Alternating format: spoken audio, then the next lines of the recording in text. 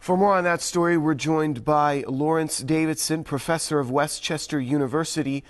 Sir, welcome to the program.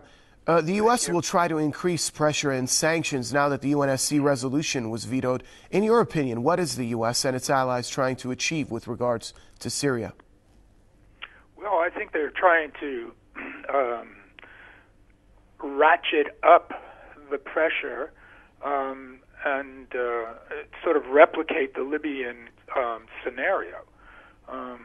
So while they work diplomatically, or allegedly diplomatically, calling for a change in regime, Qatar and Saudi Arabia will essentially fund an armed rebellion, which I have a feeling is made up of a high number of Wahhabis, with a connection to Saudi Arabia.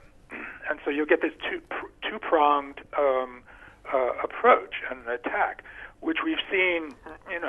We've seen it in Libya, and now we're going to see it in Syria.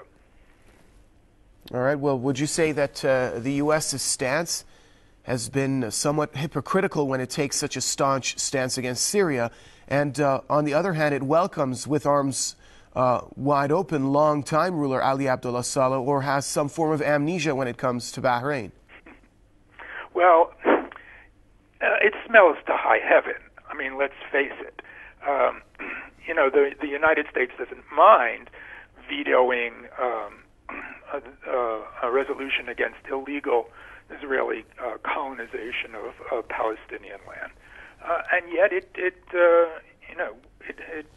cries bitter tears when the Chinese and the Russians exercise what is essentially a principled veto, calling for non-intervention in the internal affairs of Syria. So, I think that hypocrisy is definitely the name of the game, and I don't think that anyone who actually knows and has a balanced view of what's going on here can take anything that Washington or its representatives say seriously. It's largely just, propaganda. But it works. It works for populations like in the United States that really know nothing except what they're told.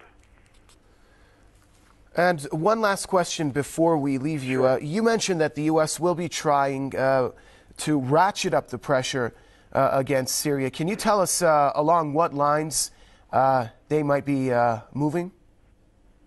Well, I think that they will be exercising a lot of pressure on not only their NATO allies, but anybody else they can twist their arms to essentially try to isolate the Syrian regime. You're going to find the same kind of attempts to interfere with banking processes and international currency exchanges and this sort of thing that are being exercised against Iran now. They'll just be exercised against Syria as well. And so that sort of economic warfare is what you can expect.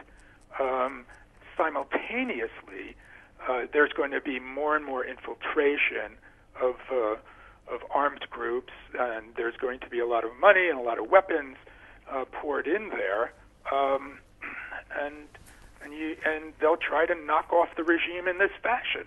I don't think it's going to work, by the way. I don't think that particularly armed resistance can overcome the Assad regime. And I think when it comes to mass protests, I don't deny that those protests are taking place, but there are also mass demonstrations in favor of the government, which of course never gets any press whatsoever in the United States, and probably very little in Europe as well. So I'm not sure if the Americans and their allies can actually pull this off. All right, very well. My feeling is that the Assad regime has staying power. Many thanks, Professor from Westchester University, Lawrence Davidson. Thank you for your time, sir.